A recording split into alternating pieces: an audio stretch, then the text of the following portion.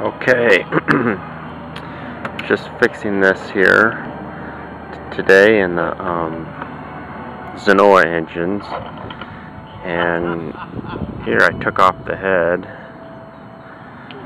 and one of the problems is this gasket right here. I suppose you think that was terribly clever. Right there, you can barely see it. So that's got to be replaced and fixed.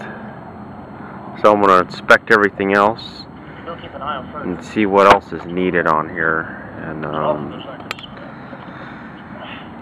go from there.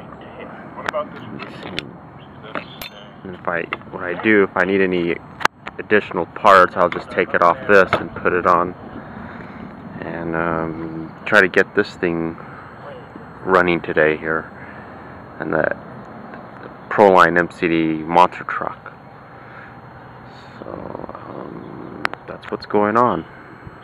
As you can see, I'll clean up this piston here.